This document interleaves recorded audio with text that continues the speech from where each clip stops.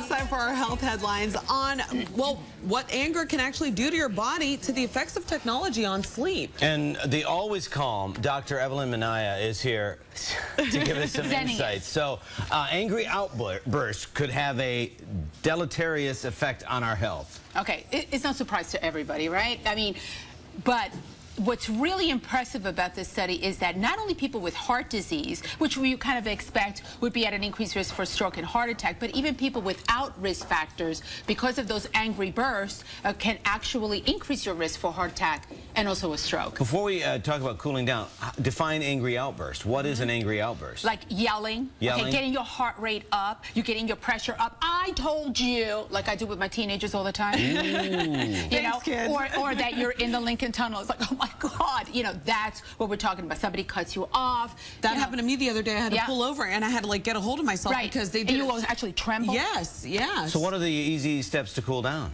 Oh, the easiest steps is, first of all, take a deep breath. And out. Okay, count to 10. Okay. And as Carolina and I were discussing exercise, okay, believe it or not, some people like yoga. I don't. I like really kickboxing. Me something, too. Yeah, something aggressive. I like to feel it. Yeah, I like to feel it. Okay, and then, you know, believe it or not, that really does decrease your things. But even if you're at an increased risk for a cardiovascular disease, diet, exercise, and we know all of those things. It all makes sense. But you know something, and really try to channel your Zen. You know, if really, honestly, for the 5 minutes that you're angry, it's a lifetime of an effect. Wow. And you think about that, all right? So then, like I said, take a deep breath. We talked about meditation yesterday, perhaps taking some of those practices and using them every day. Maybe we should start something called kick yoga. Yes, exactly. We'll see. Well, now, electronic devices could be affecting how our kids sleep. Tell me about this. Oh, this is my notorious thing with my 12-year-old and my 14-year-old. I think it's a combination not only of the device itself, but also the social media. It never stops.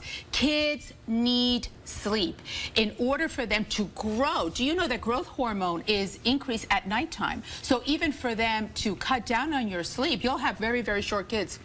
Okay, 12-year-old. All right, no, I'm only kidding. Only kidding, Sophia. Is it overstimulation, though? It's overstimulation. You get very, very busy. It's the video game, and it's like, oh, look at this YouTube video, and it's so funny. They don't get to go to sleep. And, you know, you think that the effect is immediate. In other words, you shut it down and they'll go to bed. No.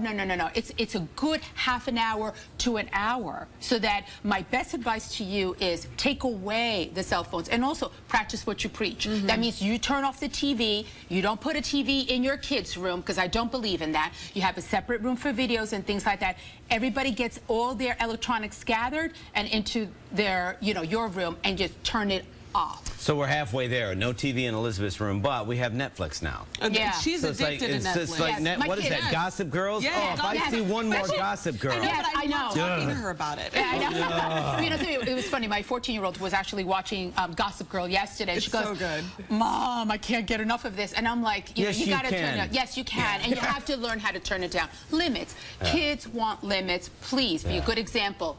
Do it. Okay. So this eating a cheeseburger can be as bad as smoking? Yes. No. Yes. No. I know. But it depends on age. Okay, so what we said is, and remember, most of those fad diets, in order for you to get a short, how should I say, reprieve and really get your weight down, you do no carbs and a lot of protein. The only problem is the protein that you guys like, bacon, cheeseburgers, it's very, very bad. Okay, is it very, very bad? Or is it's because of the fat. It's because of the cholesterol content. So what this particular study that we were looking at is that people that were 50 and over, it doesn't do the same effect. So in other words, if you're younger, yes, it'll get your weight down, but the long-term effects is the increase in cholesterol, and you have a 74% increase of death of any sort, and even in cancer, which is very interesting.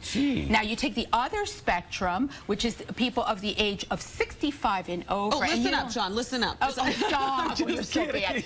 But you know something, you don't have the same effect because they, you know, the elderly or the more mature people need more protein for their muscles. So it's kind of like a balance. So what kind of proteins do you guys like? I only eat chicken, fish, and turkey. Okay, so the chicken without the skin. Right. The turkey without the skin as well. Okay. Put it in the oven, don't fry anything. And turkey, you can have turkey bacon instead of bacon.